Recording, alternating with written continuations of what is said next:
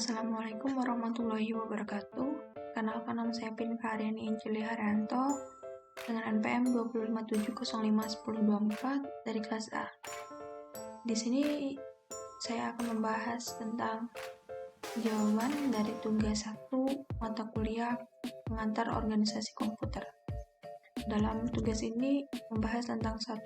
Perbedaan arsitektur dengan organisasi komputer, 2. Konsep storage program, 3. Struktur dengan arsitektur von Neumann dan perbedaannya dengan arsitektur Harvard, dan yang terakhir terdapat instruction set arsitektur, mikroarsitektur, dan sistem desain.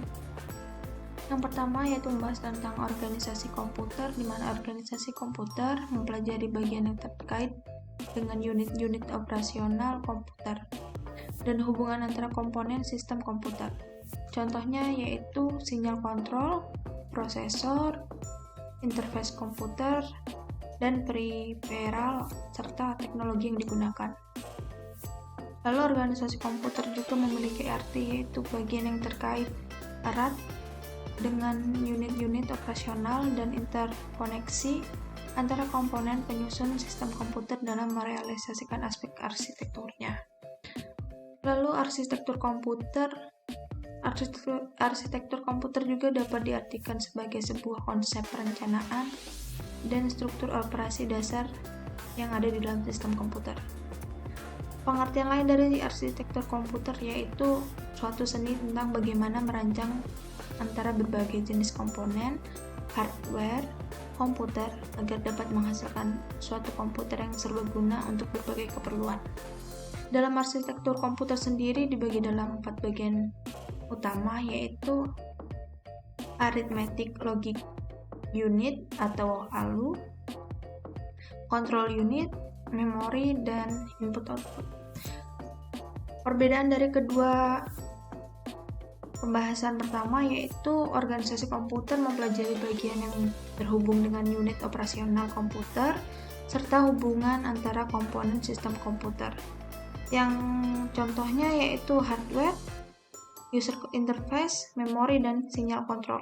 Sedangkan arsitektur komputer yaitu mempelajari tentang komponen-komponen sistem komputer yang berhubungan dengan pemrograman. Contohnya itu aritmatika yang digunakan, teknik pengalamatan, dan mekanisme input-output. Pembahasan kedua yaitu tentang konsep storage program, di mana konsep storage program memiliki arti yaitu instruksi dan data yang disimpan dalam tempat penyimpanan internal sebuah komputer. Instruksi dapat diolah lebih cepat dan dapat mudah dimodifikasi. Sasaran yang akan dicapai dalam komputer yaitu sesuai atau tergantung pada program yang disimpan untuk dieksekusi. Penggunaan komputer dapat disesuaikan dengan mengganti program yang disimpan di dalam memori untuk dieksekusi. Secara singkatnya, konsep storage program sering dituliskan sebagai input, lalu menuju proses, dan berakhir pada output. Yang ketiga yaitu membahas tentang struktur komputer dengan arsitektur von Neumann dan perbedaannya dengan arsitektur Harvard.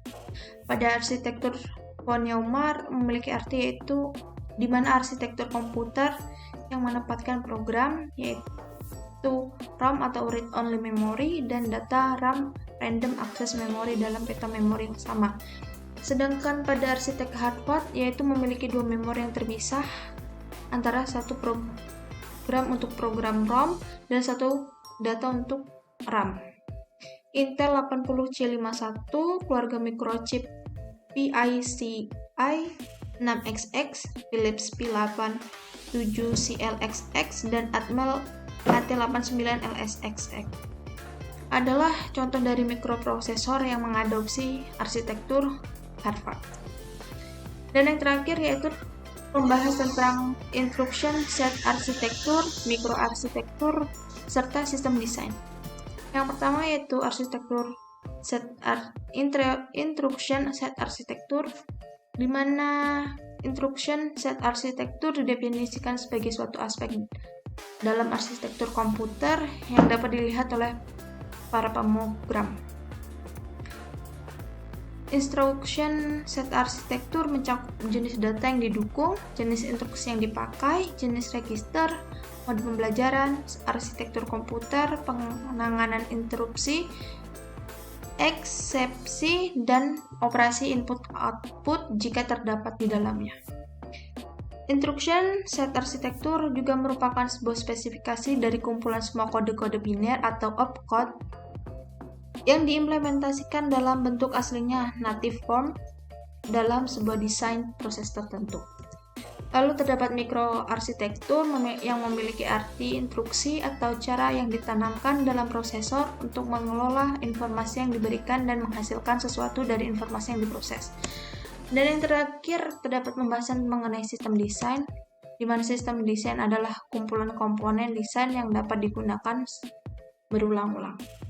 Sekian pembahasan saya tentang tugas 1 mata kuliah pengantar organisasi komputer. Saya akhiri, wassalamualaikum warahmatullahi wabarakatuh.